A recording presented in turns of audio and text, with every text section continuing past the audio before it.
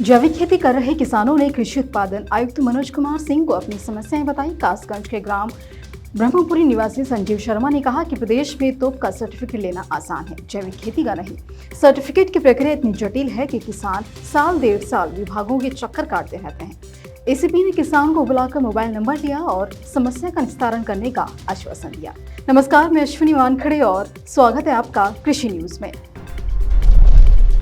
शिक्षा, पशु और मत्स्य विज्ञान विश्वविद्यालय के बाद बंगाल विधानसभा में कृषि विश्वविद्यालयों के कुलपति पद से राज्यपाल को हटाकर मुख्यमंत्री को नियुक्त करने वाला बिल पारित किया गया है। राज्य के कृषि मंत्री शोभन देव चटर्जी ने विधानसभा में पश्चिम बंगाल के कृषि विश्वविद्यालय कानून बिल 2022 पेश किया, जिसे चर्चा के बाद पारित किया गया।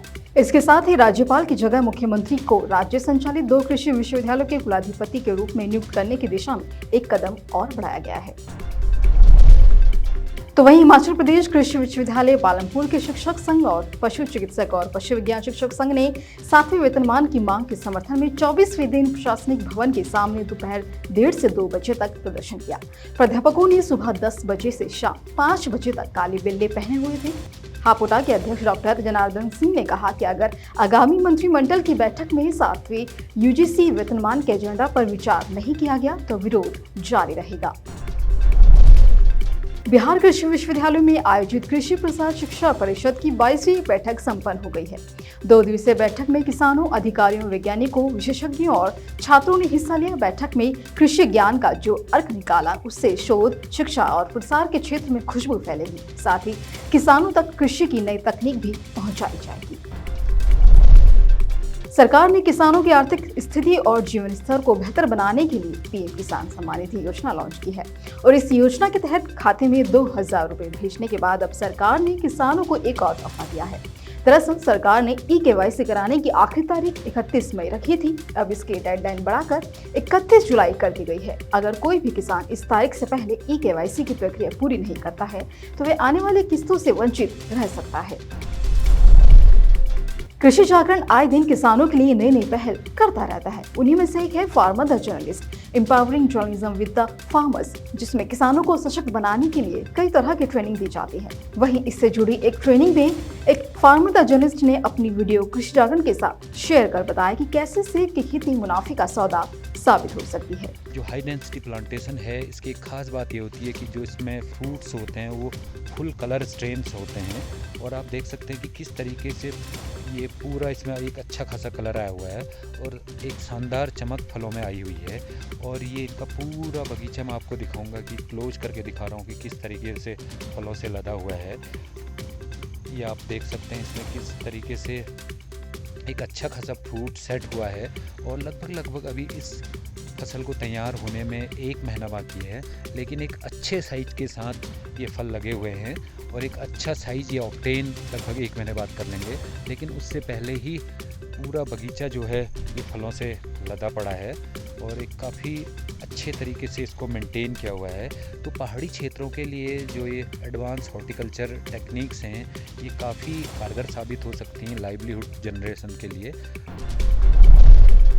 रबी के मौसम में गेहूं की फसल खेतों में लहलहाई तो किसानों में अच्छे उत्पादन की उम्मीद जगी, लेकिन बढ़िया फसल में भी उत्पादन घट गया। वजह मार्च अप्रैल में तापमान सामान्य से अधिक होने से गेहूं पतला हो गया। अब ऐसे नौबत दोबारा न आए, इसके लिए उत्तर प्रदेश कृषि अनुसंधान परिषद गेहूं की सहिष्णु प्रजातियां तैयार करेगा और इसके लिए 10 जिलों का चयन कर लिया गया है। ऐसे में उत्तर प्रदेश कृषि अनुसंधान परिषद का दावा है कि गेहूं की सहिष्णु प्रजातियों में मौसम का बदलाव और तापमान घटने बढ़ने का असर फसल उत्पादन पर नहीं पड़ता है। जिलों में किसान उत्पादक संगठनों के माध्यम से ऐसी प्रजातियों को विकसित किया जाएगा। उत्तर प्रदेश के कुशीनगर में बारिश न होने के चलते उमस बढ़ने के साथ तापमान में भी वृद्धि जारी है। मौसम में बड़ी उमस से जनजीवन तो बेहाल है, तो वहीं सबसे ज्यादा परेशानी किसानों को हो रही है। नहर और नलकूप भी सूखे पड़े हुए हैं। इससे गन्ना सूख रहा है तो धान के बेहान में भी रोग लग रहे हैं। वर्षा न होने से कीट पतंग भी फसलों को नुकसान पहुंचा रहे हैं। जिन किसानों ने धान का बहन तैयार कर लिया है, वह भी रोपाई नहीं कर पा रहे हैं। किसानों का कहना है कि अगर वर्षा नहीं हुई तो बेहन का बर्बाद होना तय है। किसान राजेंद्र सिंह ने कहा कि इस मौसम में लगातार तापमान बढ़ रहा है और खरीफ की फसल पानी पर ही निर्भर है। वर्षा न होने से इस बार की खेती महंगी साबित हो रही है। वर्ल्ड ऑर्गेनिक एक्सपो 2022 दिल्ली के प्रगति मैदान में 17 से 29 जून तक आयोजित किया जा रहा है, जहां organic health food, organic gains, organic oil seeds, organic T, organic herbs and herbals product, organic fresh fruits and vegetables, organic nuts, organic sugar, organic wheat और ऑर्गेनिक फार्मिंग से जुड़ी प्रदर्शनियां दिखाई जा रही हैं। आपको बता दें कि यहाँ कृषि जागरण की टीम भी मौजूद रही। सेक्स अल्ट्रा हमारे ब्रांड का नाम है और हमारे प्रोडक्ट का भी नाम है। This is a technology which simultaneously separates x and y cells. तो फिर जैसे ही किसी भी किसान के पास गाय या भैंस होती है, उसको इंसेमिनेट करने के लिए, कृत्रिम गर्भाधान करने के लिए वो एक टीका यूज करते हैं, जिससे या तो उनको बछड़ा मिलता है या फिर बछड़ी मिलती है। सो देयर इज मतलब नेचर्स प्रोबेबिलिटी इज 50-50%। तो फिर हम सेक्स सॉर्टेड सीमेंट बनाते हैं, जिसमें सेक्स डेल्टा नाम की ये टेक्नोलॉजी यूज करके एक्स और वाई को साइमल्टेनियसली सेपरेट करते हैं। So X is responsible for female, Y is responsible for male. तो फिर वाई को हम साइमल्टेनियसली रिमूव करके सिर्फ एक्स को फ्रीज करते हैं। तो फिर ये जो फ्रोजन सेक्स सॉर्टेड सीमेन आप यूज़ करते हो किसी भी गाय या भैंस में, तो उनकी जो प्रोजनी होगी वो 90% से ज़्यादा फीमेल ही होने के चांसेस रहते हैं। So this is what we do. We have 4 different labs in India. So first is in Pune, Maharashtra, BAIF के साथ, और दूसरा जो है वो उत्तराखंड ULDB के साथ उत्तराखंड में है, और तीसरा मध्य प्रदेश में है, भोपाल में CSS सेंट्रल सीमेंट स्टेशन के साथ, और फोर्थ जो है अमूल के साथ हमारी एक मोबाइल लैब है। तो फिर वो अमूल के साथ अभी काम कर रही है। प्रधानमंत्री नरेंद्र मोदी ने कहा कि आकांक्षी जिलों को भारत के प्रेरणादायक जिले बनाने का प्रयास करना चाहिए। इस कार्यक्रम को खंड से शहर तक विस्तारित करना चाहिए। धर्मशाला में चल रहे मुख्य सचिवों के राष्ट्रीय सम्मेलन में उन्होंने शिक्षकों को तकनीक से जोड़कर प्रशिक्षण देने, फसल विविधीकरण और तिलहन दलहन में आत्मनिर्भर बनाने की दिशा में कदम बढ़ाने की जरूरत बताई। सम्मेलन के दूसरे दिन राष्ट्रीय शिक्षा नीति, स्कूल शिक्षा के कार्यान्वयन और आजादी के अमृत महोत्सव रोड टू पर भी सत्र आयोजित किए गए।